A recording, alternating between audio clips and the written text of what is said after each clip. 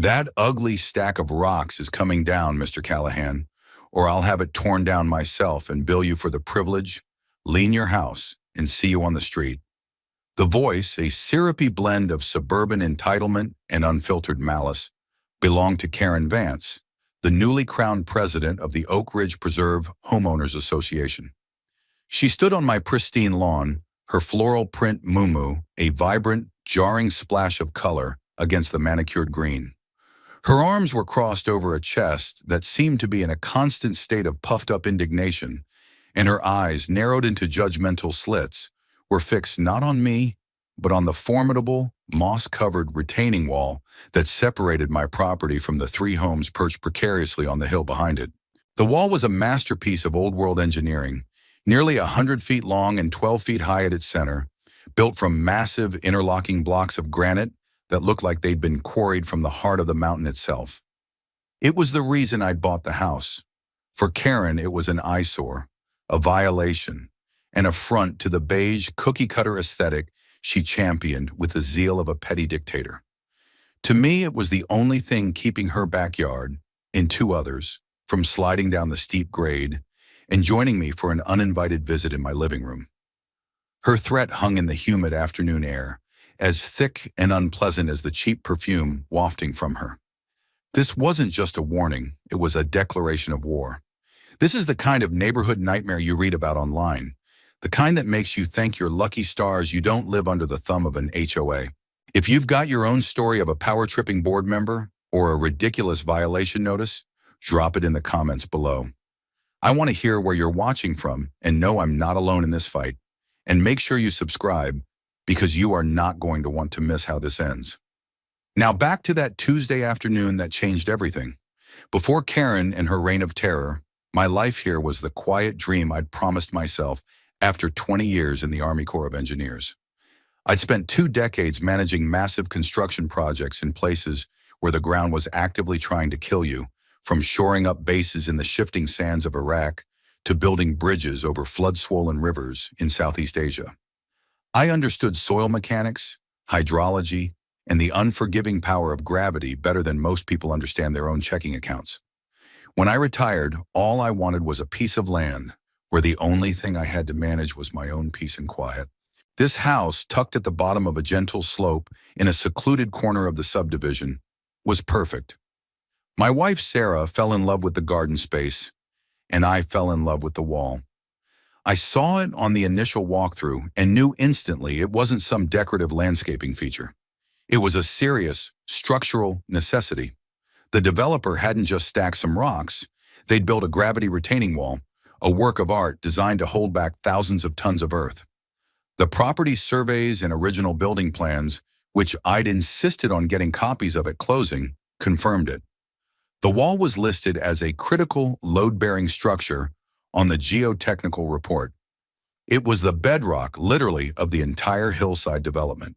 For 3 years, it had been nothing more than a beautiful, silent guardian at the edge of my property. Kids from the neighborhood, including Karen's own grandson, used to hunt for lizards in its crevices. It was part of the landscape, as permanent as the old oaks that gave the community its name.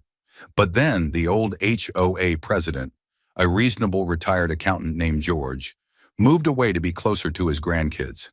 In the ensuing power vacuum, Karen Vance, a woman whose only notable skill was complaining at board meetings, had seized control.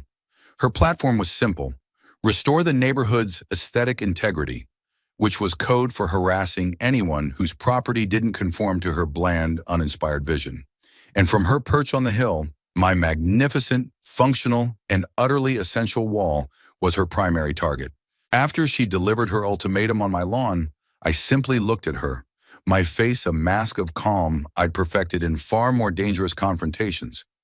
"You do what you think you have to, Karen," I said, my voice even, "and I'll do what I know I have to."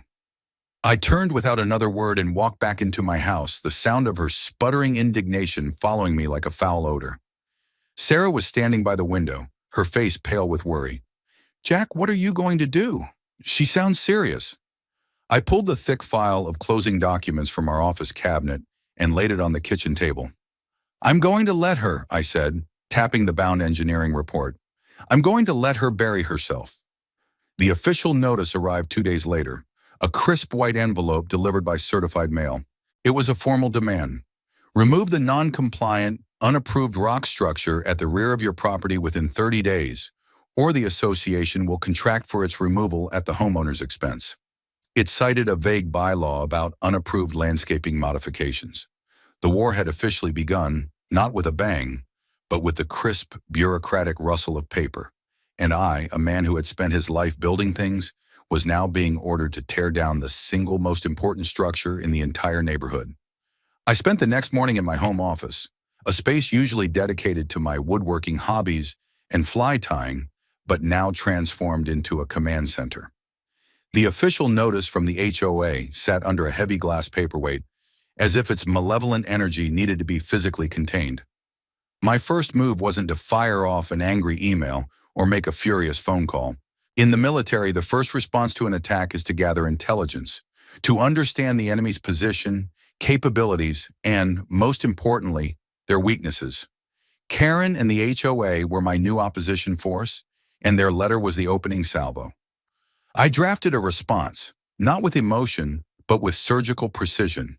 It was polite, professional, and utterly devoid of the anger simmering just below my surface. In the letter, I acknowledged receipt of their notice and respectfully requested 3 specific items. First, I asked for the exact date the unapproved landscaping modification was allegedly made, as my records indicated the structure predated the purchase of my home. Second, I requested a copy of the specific Architectural Review Committee (ARC) denial for the structure, as a violation of this nature would presuppose a request had been made and denied. Third, and most crucially, I asked for a copy of the official engineering report commissioned by the HOA that certified the slope's stability in the absence of the retaining wall. I knew with the certainty of a man who had built his career on such documents that they didn't have one. I sent the letter via certified mail with a return receipt requested, creating the first link in a long, unbreakable chain of evidence. While I waited for their inevitable non-answer, I began my own deep dive. I spread the original developer's blueprints and my property survey across the dining room table. The documents were a decade old, but the information was timeless.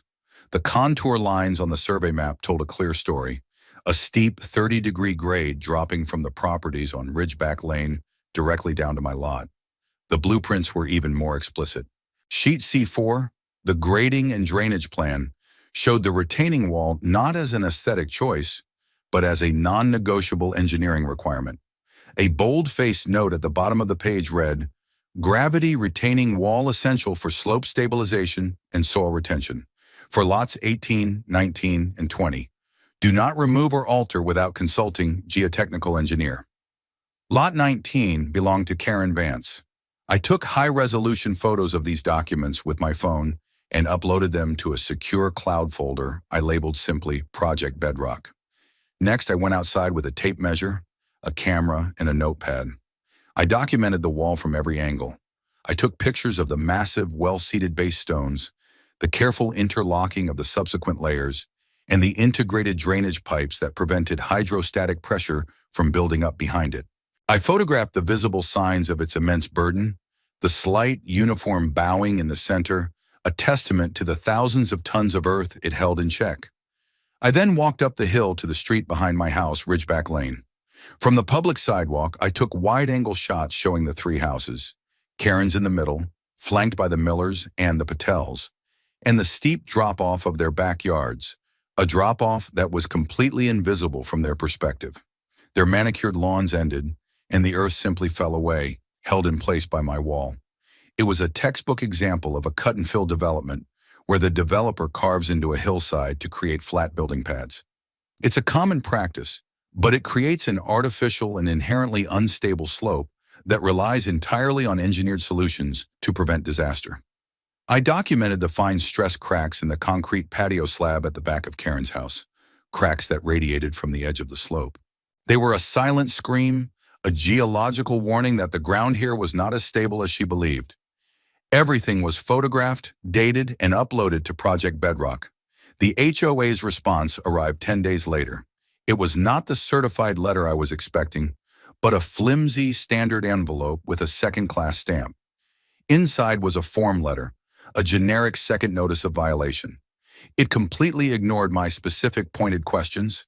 Instead, it simply stated that my failure to remedy the violation had resulted in the levying of a $100 fine, with further fines of $50 per day to be assessed until the unapproved structure was removed.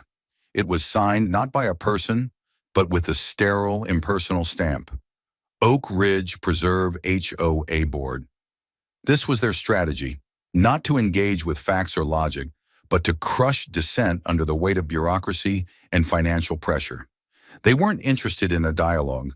They were interested in compliance. They assumed I was like most homeowners, that I would grumble, maybe complain to a neighbor, and then ultimately cave to the threat of escalating fines and a lien on my home. They had severely miscalculated. This condescending, dismissive response was the second critical mistake Karen had made. Her first was threatening me.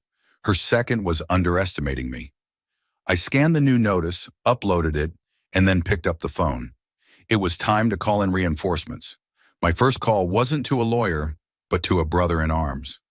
Marcus Thorne had been my second in command in the Corps, a whip-smart civil engineer with a PhD from MIT and a cynical sense of humor that had gotten us through some hairy situations. He'd since retired and started his own successful engineering consultancy. I sent him the link to my Project Bedrock cloud folder.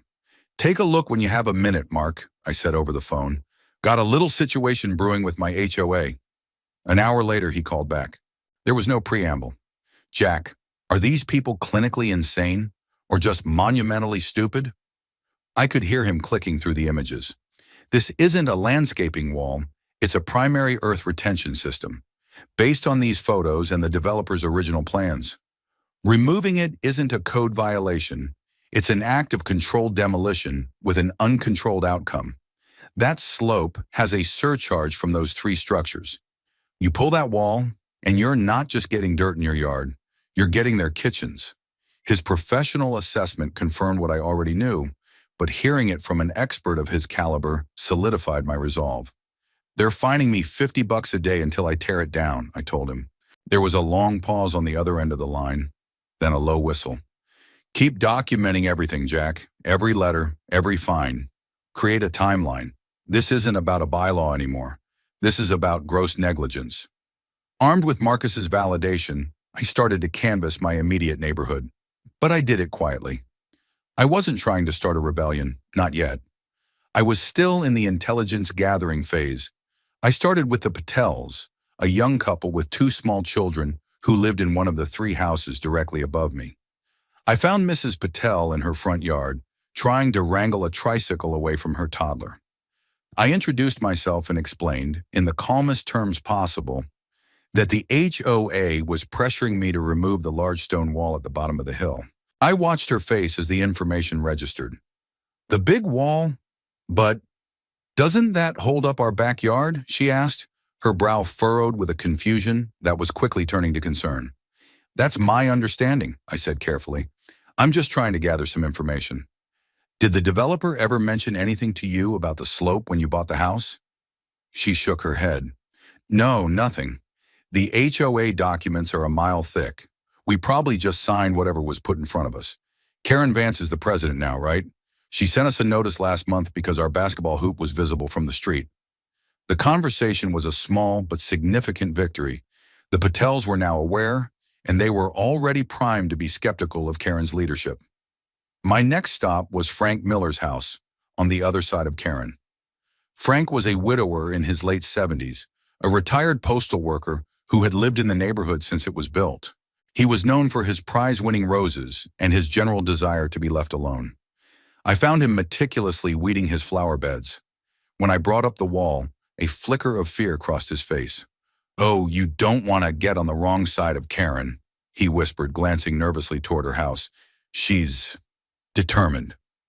I pressed gently, asking if he remembered the construction phase of the neighborhood. His eyes darted around. The developer, a fellow named McCluskey, he ran out of money halfway through. Cut a lot of corners on the last few houses up here on the ridge. I heard him arguing with the county inspector once. Something about the soil report and unforeseen instability. He put that big wall in right after. Said it was extra insurance. Frank's words were a bombshell. It suggested the developer knew the slope was even more unstable than the initial reports indicated, and that the wall was a last-minute, non-negotiable addition to prevent a potential catastrophe and secure his final permits. Frank, I said, my voice low and serious, did you ever get anything in writing about that? Any letters or notices from the developer?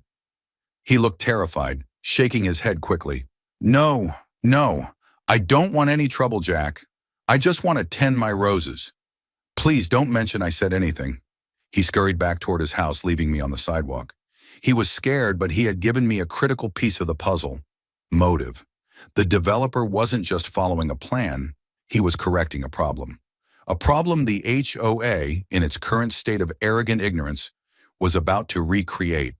The daily fines continued to accumulate. The total was now over $500. With the fines came a new letter, this one more menacing than the last. It was from the HOA's legal counsel, a local firm named Thatcher Smith & Kline. The letter was full of legal jargon, citing state statutes that gave HOAs the power to enforce covenants and place liens on property. It was designed to intimidate, to be the final blow that would force me to capitulate. It had the opposite effect. This escalation was exactly what I needed. They had moved the conflict from the realm of petty neighborhood disputes into the legal arena. And in that arena, their bluster and Karen's iron meant nothing. Facts were the only things that mattered, and I had them all on my side. The letter from their lawyer wasn't a threat, it was an invitation. An invitation to a fight they had no idea they were about to lose. I picked up my phone and dialed a number I'd gotten from a veterans support network. It was time to stop gathering intelligence and start planning my counterattack. So, let me get this straight, Mr. Callahan, said Elena Diaz, her office a testament to organized efficiency, a stark contrast to the chaotic mess of my dining room table. Files were perfectly aligned, pens were in their holder, and a single, formidable-looking orchid stood on the corner of her desk. She was a former JAG officer, and it showed. Her eyes, sharp and analytical, scanned the documents I had spread before her.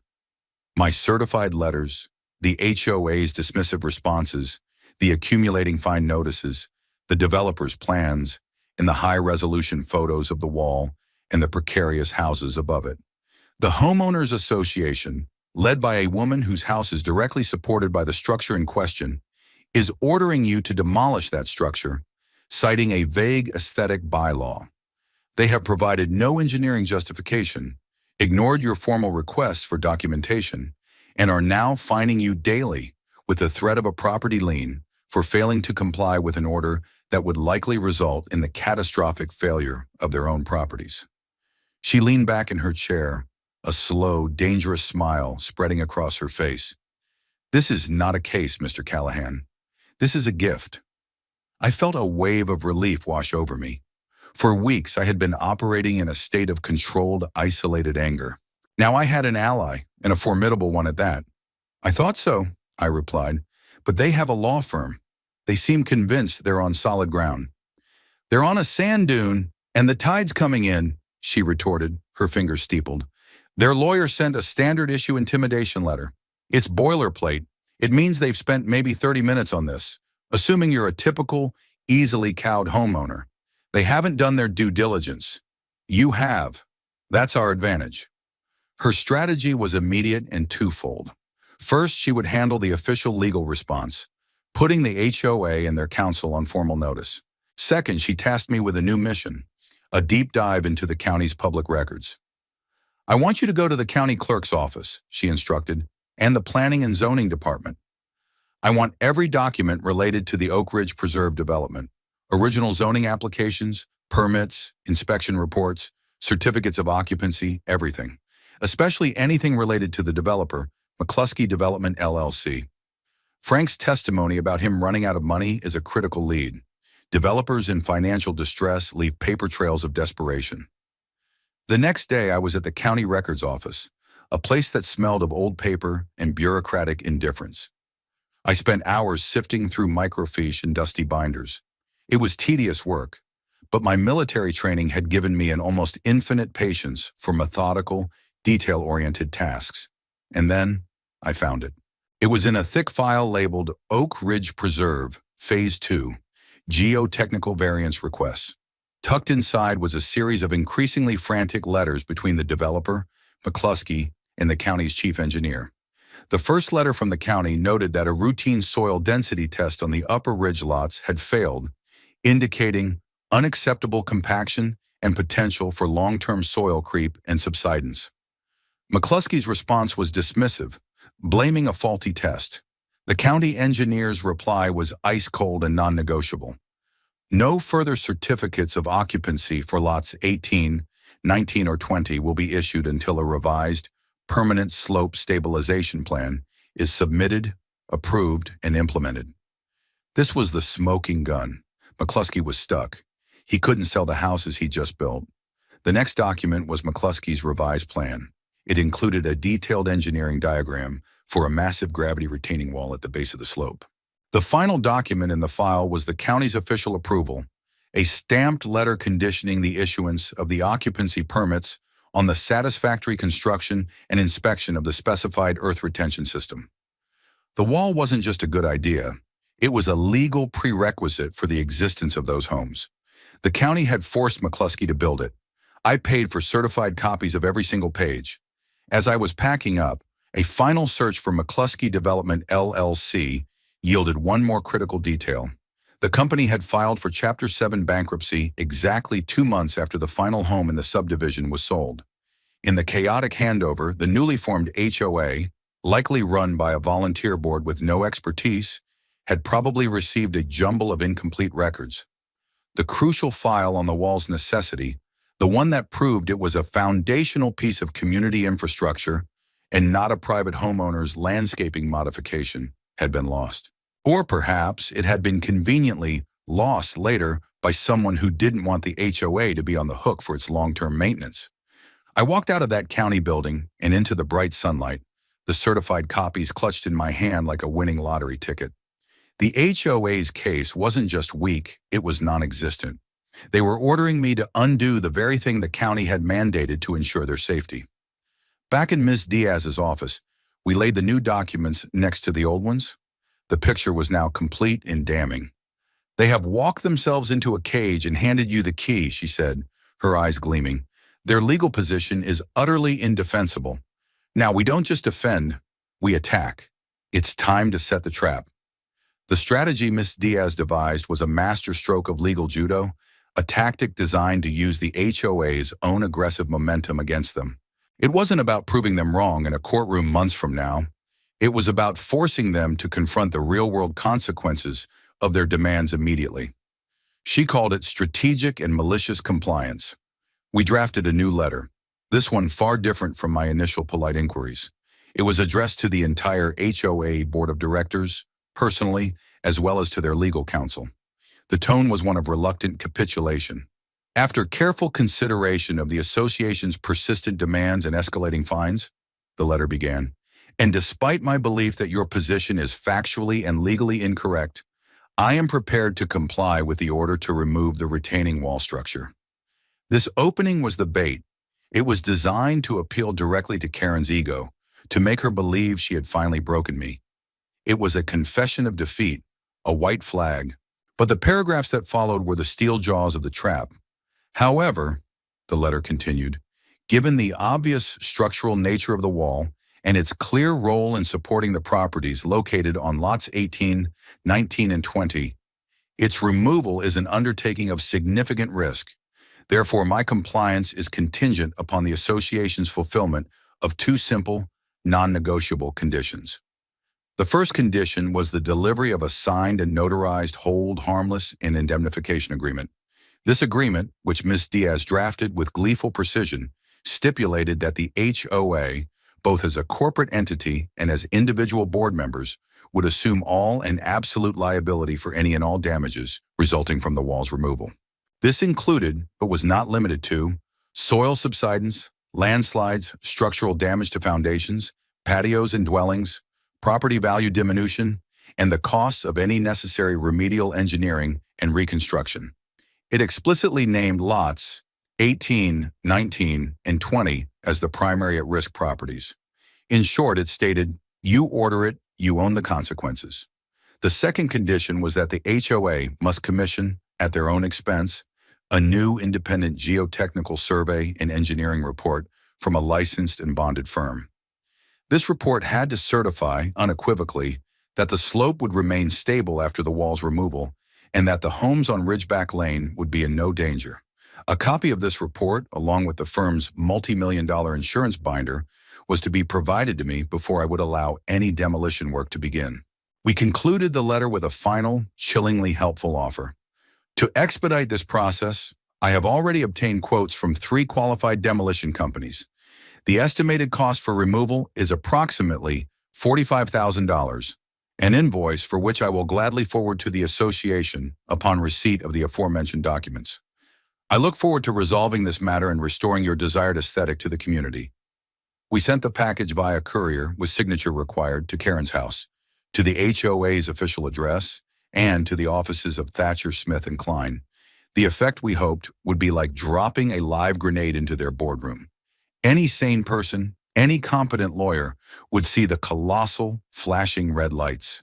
They would see the immense liability and the impossible burden of proof we had just placed squarely on their shoulders.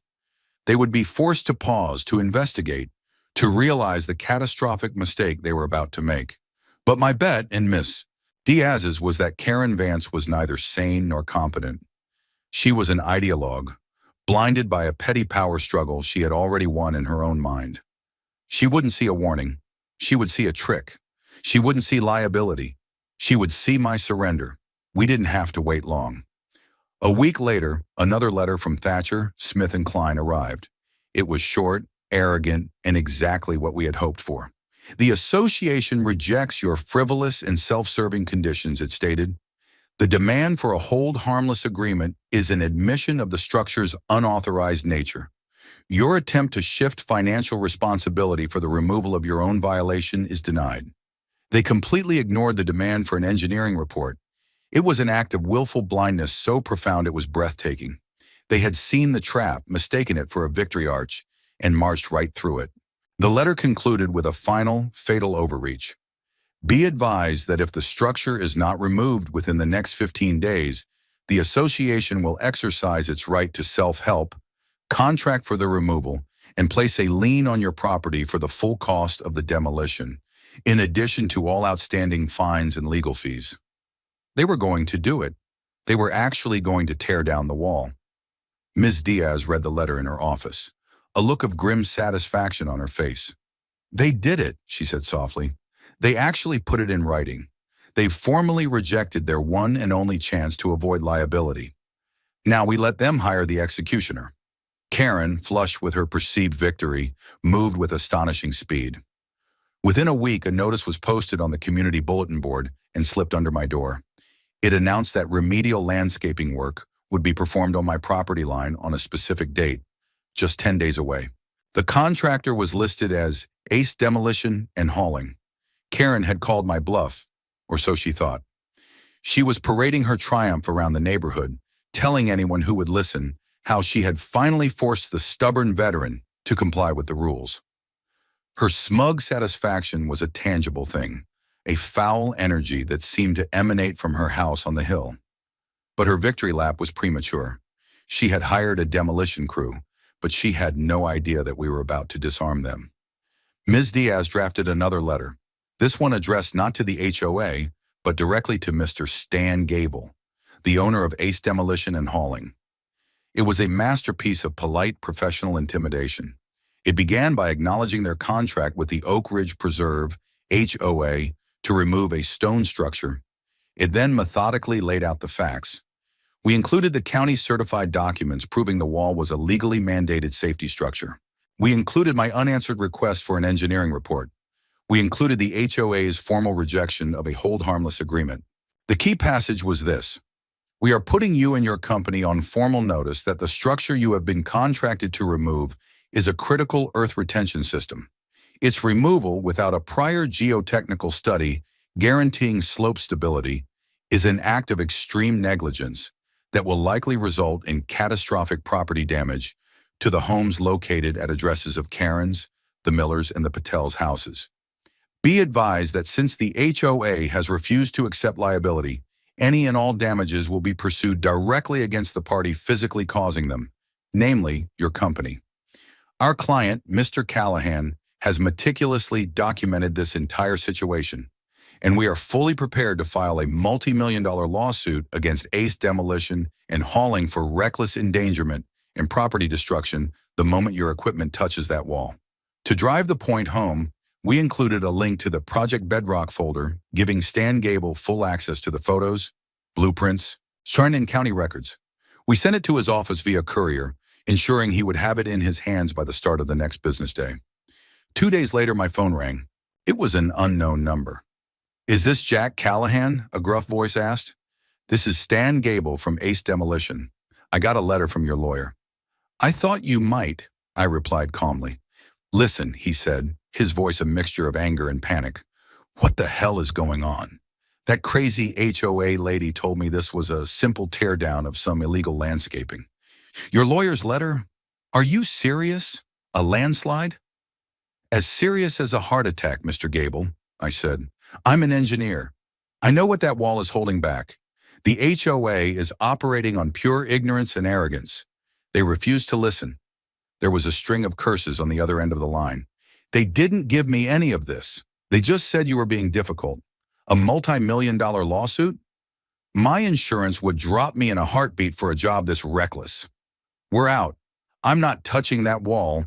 I'm not going out of business for some power-tripping condo commando." He hung up. An hour later, I saw Karen's car screech to a halt in front of my house.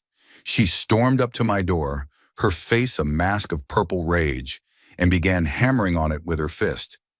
I didn't answer. I just watched her through the peephole, a wild animal who had just seen her prey vanish. She screamed my name. She screamed about contracts and lawsuits, her voice echoing through the quiet cul-de-sac.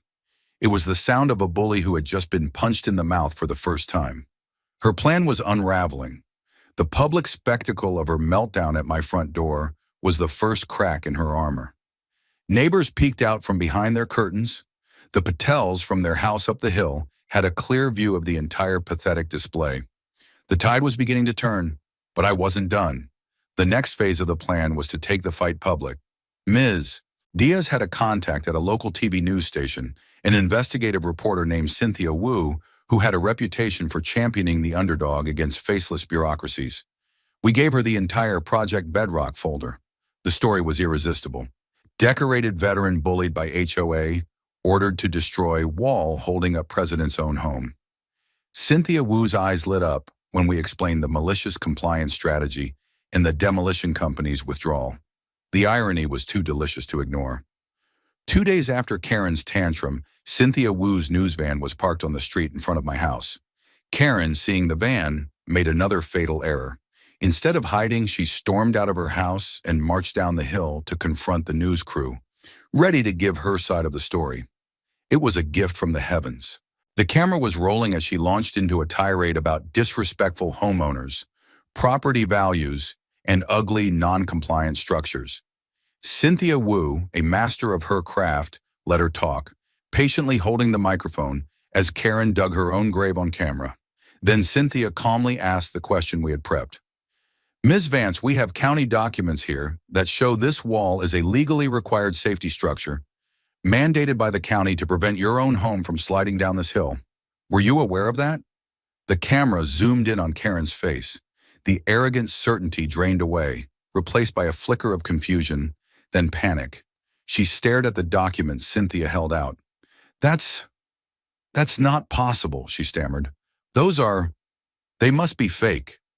It was a disastrous, career-ending performance, and it was about to be broadcast on the 6 o'clock news. The news segment aired that evening, and the effect was like a detonation in the heart of the community. Cynthia Wu had masterfully woven the narrative, contrasting my calm, fact-based interview with Karen's sputtering, unhinged tirade. She showed the county documents, the blueprints, and an animated graphic illustrating what would happen to the 3 houses on Ridgeback Lane if the wall were removed. The segment ended with a shot of Karen's face, frozen in a mask of disbelief as she was confronted with the truth. My phone started ringing almost immediately. It was neighbor after neighbor, many of whom I barely knew. "We saw the news, Jack. We had no idea. That woman is out of control. We got a violation last month because our garden hose was visible. My husband is on the architectural committee. He had no idea about any of this." Karen pushed the violation through herself, said it was a fast-track issue. It turned out that Karen had been running the HOA like her own personal fiefdom, bypassing procedures, intimidating other board members, and unilaterally issuing violations. My case wasn't an isolated incident. It was just the most egregious example. The story had given them courage. The next morning, I found a plain manila envelope on my doorstep. Inside was an anonymous note and a stack of papers. The note said, "Thought you should see this. Good luck." The papers were copies of internal HOA emails from the past year. They showed Karen systematically overruling the architectural committee, bullying the treasurer into approving funds for her pet projects, and directing the HOA's lawyer to pursue homeowners with a vindictiveness that shocked even me. The most damning email was one where she instructed the board secretary to archive and dispose of old developer files from the storage unit to reduce clutter, specifically mentioning a box labeled geotechnical and zoning variances.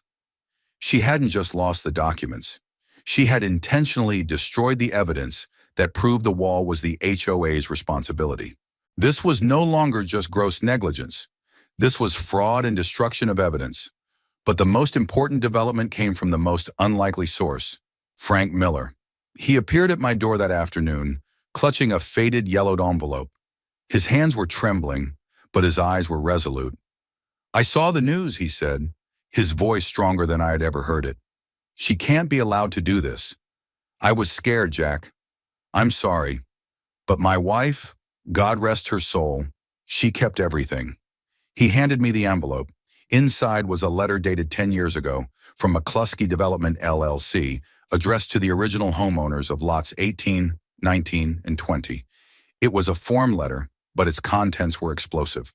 It explained that due to unforeseen soil conditions, a structural retaining wall had been built, and that the long-term integrity of your property is dependent on its maintenance. It went on to state that responsibility for this maintenance would be transferred to the Oak Ridge Preserve HOA as part of the common area infrastructure. Frank had kept his copy. It was the missing link, the final, irrefutable proof that the wall was not mine to remove, but the HOA's to maintain. The anonymous emails proved Karen's cover-up, and Frank's letter proved the original intent. The community, which had been fractured and fearful, was beginning to coalesce. An emergency community meeting was called by several other board members who were now in full-blown panic mode. The flyer announcing it was posted on the same bulletin board where Karen had announced her remedial landscaping. This time the subject wasn't a violation, it was the future of the board of directors. The meeting was scheduled for the following Wednesday in the community clubhouse. I knew this would be the final battlefield.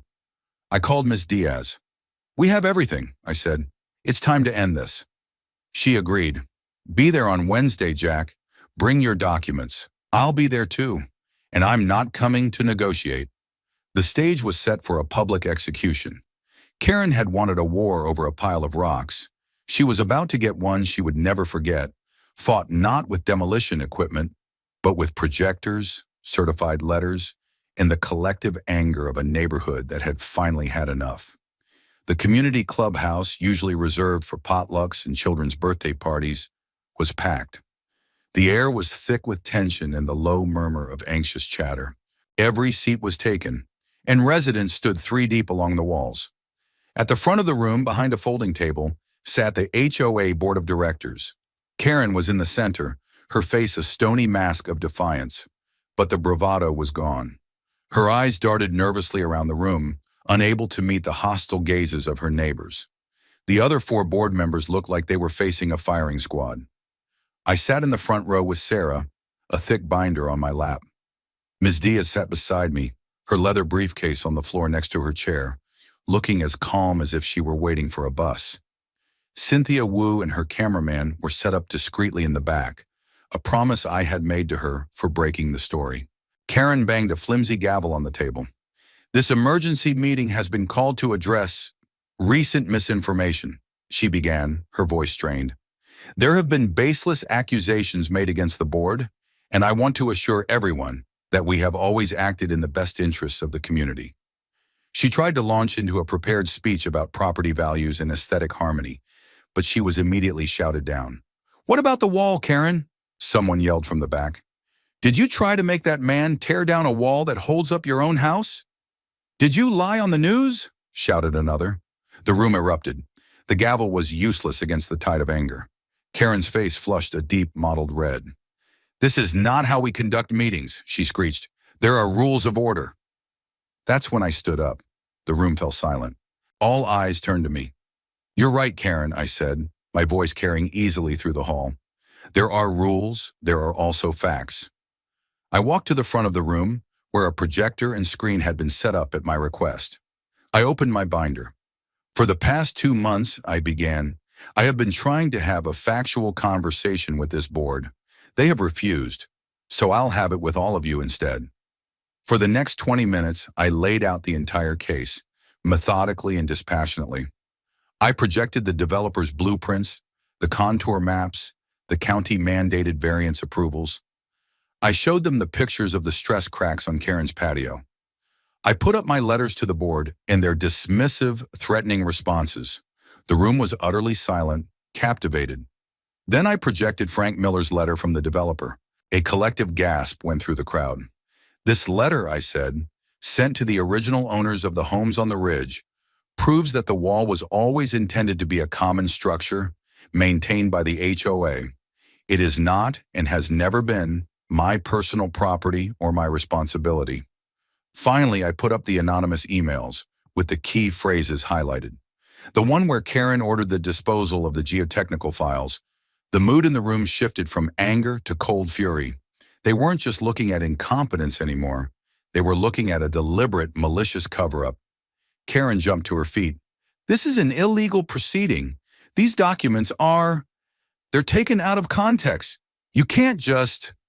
Her tirade was cut short as Miss Diaz stood and walked calmly to the front. She didn't raise her voice. She didn't need to. "My name is Elena Diaz. I am Mr. Callahan's legal counsel." She turned to face the board. "The documents you see are all certified public records or have been authenticated.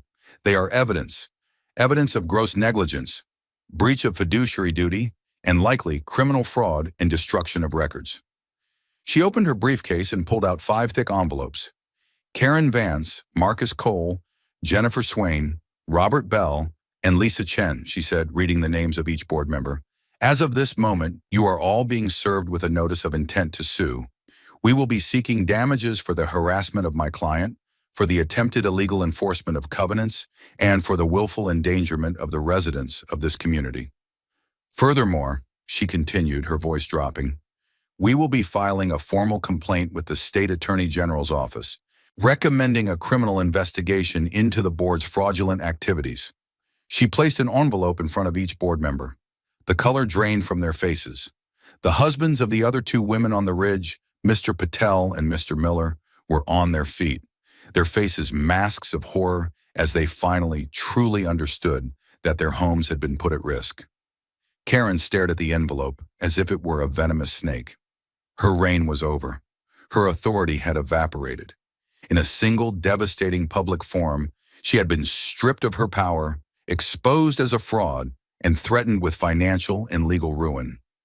She sank back into her chair, no longer a tyrant, just a defeated old woman in a room full of people who now despised her. The reversal was absolute. The fallout from the meeting was swift and brutal. The HOA board imploded overnight. An emergency session was held the very next day, a session to which I was pointedly invited as an observer. It took place not in the public clubhouse, but in the cramped, airless office of the HOA's lawyers, Thatcher, Smith, and Klein. The atmosphere was funereal. The firm's senior partner, a man with the weary expression of someone who had seen it all, was present. He had clearly been briefed and was in full damage control mode. The board members, minus Karen, who had refused to attend, sat huddled together, looking shell-shocked and betrayed. The lawyer didn't mince words. He informed them that their directors' and officers' insurance policy, the thing that was supposed to protect them from personal liability, was likely void due to their willful and grossly negligent acts. He explained that ignoring documented safety warnings and ordering the destruction of a critical structure was not something an insurance company would cover. They were on their own. The panic in their eyes was palpable. The first order of business was a unanimous vote to demand Karen Vance's immediate resignation from the board. The second was a vote to rescind, with prejudice, every fine, violation notice and legal threat ever issued against me. The third was to draft a formal resolution to be recorded in the county records, officially acknowledging the retaining wall as a critical common area structure and accepting full responsibility for its perpetual inspection, maintenance, and repair. Within an hour, everything I had been fighting for was codified into official HOA policy. As the meeting concluded, the senior partner from the law firm approached me. "Mr. Callahan," he said, extending a hand I did not take, "on behalf of the association, I want to offer our sincerest apologies. This situation was mishandled." "It wasn't mishandled," I said, my voice cold. "It was malicious. Your firm sent me a letter threatening to lien my house for not complying with an order that would have destroyed 3 others. You're as culpable as they are." His face tightened, but he nodded. "Point taken. We will also be reviewing our relationship with the Oak Ridge Preserve HOA. In other words, they were about to fire their most toxic and now insolvent client. News of Karen's public humiliation and subsequent ousting spread like wildfire. She became a pariah in her own neighborhood. People would cross the street to avoid her. The friendly waves she had once demanded as her due were replaced with stony glares. Her husband, a quiet accountant who seemed to have been a passive spectator to his wife's reign, suddenly looked 10 years older. Their for sale sign went up less than a month later. It was a quiet, ignominious retreat, but the most satisfying moment of vindication came in the form of a phone call about 2 weeks after the board meeting. The caller identified himself as a senior engineer from a large, reputable geotechnical firm. "Mr. Callahan, I've been hired by your HOA to conduct a full structural assessment of a large retaining wall on your property line. They, seem to have lost the original plans and surveys. They said you might have a copy?" The irony was so thick I could have cut it with a knife. The very people who had denied the wall's importance and ordered its destruction were now desperately in need of the documents I had preserved, documents they had tried to have destroyed. "I might," I said, allowing myself a small, grim smile. "I'll be happy to provide them. For a consulting fee, of course." There was a brief, surprised silence on the other end of the line. "Of course," the engineer finally said. The new chastened HOA board, now led by a level-headed architect from another part of the neighborhood, approved my invoice without a word.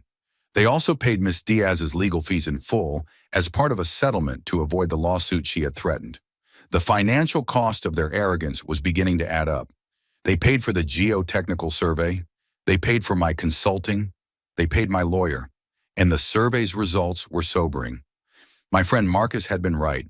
The wall was under immense strain. Years of neglect and increased water runoff from new patio installations on the ridge had increased the hydrostatic pressure. The engineering firm recommended immediate, extensive remediation, including installing new tiebacks and improving the drainage system. The estimated cost was north of $80,000. It was a bitter pill for the community to swallow, a massive expenditure that could have been avoided with basic, competent governance. The cost was levied as a special assessment on all homeowners, a stark and expensive reminder of the price of letting a bully take the wheel. Karen had tried to saddle me with a $45,000 demolition bill and ruin me with fines. Instead, her actions had cost every one of her neighbors and herself a share of a much larger and truly necessary expense. Months slid by and a sense of normalcy, a better version of it, began to settle over Oak Ridge Preserve. The scars of the conflict were healing, but the lessons had been learned. The new HOA board operated with a transparency that was almost painful. Every decision was debated openly, minutes were published immediately, and a new advisory committee for infrastructure was formed. I was asked to chair it. I accepted. It wasn't about power, it was about stewardship. It was about making sure that a handful of people with a petty agenda could never again hold the safety and well-being of the entire community hostage. The work on the retaining wall began in the early fall. A crew of professionals, not demolition men, descended with sophisticated equipment. They drilled into the face of the wall, inserting long steel tiebacks that anchored deep into the bedrock of the hillside. They installed a new state-of-the-art drainage system behind the wall, relieving the pressure that had been building for years. It was a noisy, messy process, but no one complained. The sound of the drills was the sound of security, of a problem being fixed correctly. I would often stand in my backyard with a cup of coffee, watching them work. The wall, my old stone guardian, was being reinforced, its strength renewed. It was no longer a point of contention, but a monument to the community's ordeal and its eventual triumph. It stood as a silent, powerful testament to the fact that truth, backed by meticulous documentation and unwavering resolve, would always win out over arrogant ignorance. Frank Miller became a new man. Freed from the fear of Karen's retribution, he blossomed. He started a neighborhood gardening club and would often stop by to chat, his earlier timidity replaced by a quiet confidence. The Patels, the young couple from up the hill, baked us a thank you cake. "We had no idea what was at stake," Mr. Patel told me, shaking my hand. "You saved our home, Jack." Truly. The sense of community, once fractured by suspicion and fear, was now stronger than ever. We had been through a fire together and come out tempered on the other side. Karen and her husband finally sold their house at a significant loss. The stigma attached to the property and the looming special assessment for the wall repair had made it a hard sell. I saw them on their moving day. Their faces were grim. Karen wouldn't look at me, but her husband gave me a short, almost imperceptible nod. It wasn't an apology, but it was an acknowledgement, a recognition of the forces his wife had unleashed and the quiet man who had turned them back against her. One crisp autumn afternoon, long after the construction crews had gone and the new grass had started to grow over the disturbed earth near the wall, I received one last piece of correspondence related to the affair. It wasn't a legal notice or an HOA flyer. It was a formal letter from the county engineer's office. "Dear Mr. Callahan," it began, "it has come to our attention through media reports and subsequent inquiries into the Oak Ridge Preserve HOA that your actions were instrumental in preventing a potentially catastrophic infrastructure failure. Your diligence in preserving original development records and your steadfast refusal to comply with a dangerously misguided order from your HOA board are to be commended. You have performed a significant public service."